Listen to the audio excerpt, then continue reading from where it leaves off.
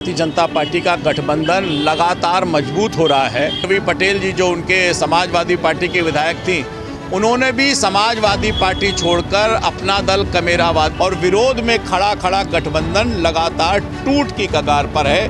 अगर कांग्रेस के पास कोई कैंडिडेट नहीं था तो सपा ही लड़ लेती और सपा का प्रत्याशी लड़ता, और निश्चित रूप से भारतीय जनता पार्टी का गठबंधन 400 पार करेगा। लोकसभा चुनाव को लेकर के जो है पूरे देश में जो है बिगुल बज चुका है।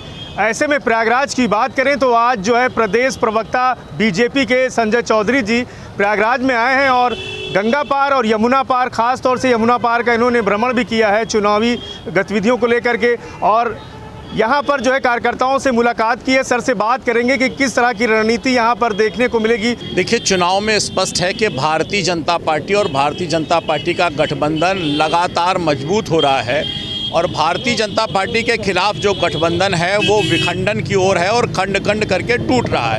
आप देखिए, विधानसभा के चुनाव के बाद क्या हुआ कि राजभर उनके साथ थे, वो हट गए। उसके बाद लोकदल उनका साथी था, वो उनका साथ छोड़कर भागा।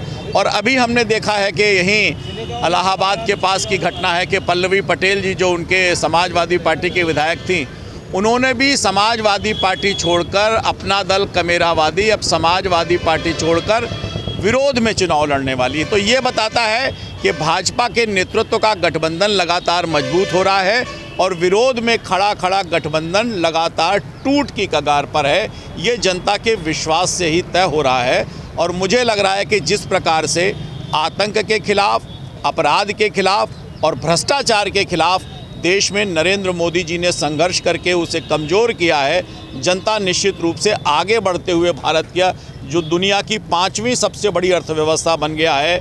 इस बार के मोदी जी ने कहा है कि इस बार का चुनाव जब जीतेंगे तो भारत दुनिया की 3री सबसे बड़ी अर्थव्यवस्था बनेगा।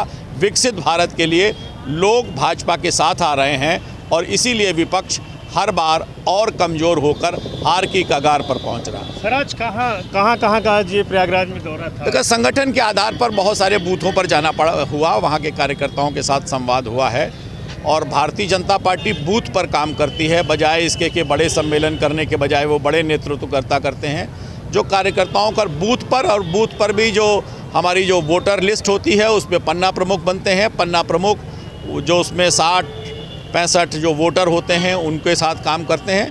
तो इस संगठन की मूलभूत इकाई के रूप में हमने बहुत सारे बूथों पर जाना हुआ, और वहाँ और प्रभावी आधार पर वो बूथ जीते जाएं, इसके लिए हमने रणनीति तैयार की। सर, ये यमुना पार में जो कांग्रेस की सदस्यता अभी इन्होंने उज्ज्वल रमण जी ने लिया है, समाजवादी पार्टी से पहले जुड़े हुए थे, तो इस बार ये कांग्रेस गठबंधन की जो सीट है सपा की, इनको मिल सकती है। तो ऐसे में कितनी बड़ी चुनौती मान रहे हैं इलाहाबाद संसदीय सीट? देखिए, इसे आप सिद्धांत रूप में देखिए।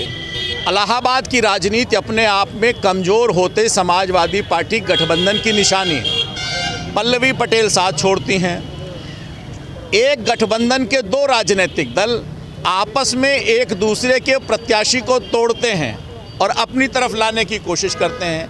अगर कांग्रेस के पास कोई कैंडिडेट नहीं था तो सपा ही लड़ लेती और सपा का प्रत्याशी लड़ता, लेकिन दोनों में मतभेद इतने ज़्यादा हैं कि एक सीट पर अपना अहम ये लोग बढ़ा रहे हैं, और इसीलिए जनता के दिल में नहीं उतर पा रहे हैं। ये लोग कह रहे हैं कि इस बार 400 जो पार का नारा है बीजेपी का, अखिलेश यादव जी आए थे प्रयागराज में तो उन्होंने कहा 400 बार हराने का काम हम करेंगे। तो अखिलेश जी ने पिछली बार भी कहा था विधानसभा के चुनाव में कि वो 400 सीट जीतेंगे। वो विधानसभा में 400 सीट जीतने की बात करते हैं, लेकिन परिणाम क्या आता है? हमने 2014 के चुनाव में कहा था कि हम 272 प्लस होंगे, तो हम 282 हुए। 19 के चुनाव में हमने कहा था कि हम 300 पार करेंगे, तो हमने 300 पार किया था। और इस बार हमने कहा है हम 400 पार करेंगे, हमारा गठबंधन 400 पार करेगा। 14 के 19 के बीच में हमने 6% वोट बढ़ाया था और 300 पार किया था।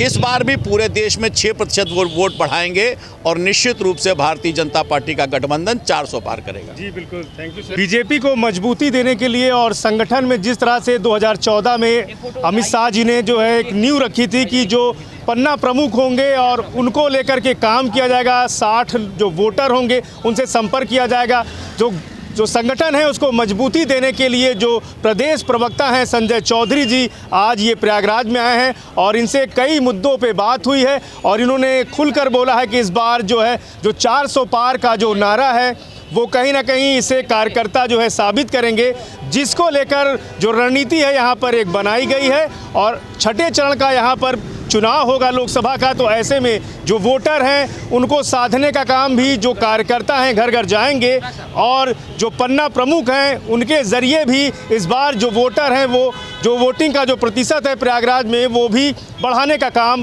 किया जाएगा। श्रेष्ठ यूपी के लिए प्रयागराज से पवन देव। उत्तर प्रदेश की हर खबर से अपडेट रहने के लिए श्रेष्ठ यूपी को करें सब्सक्राइब, बेल आइकन दबाएं और देखते रहें श्रेष्ठ यूपी।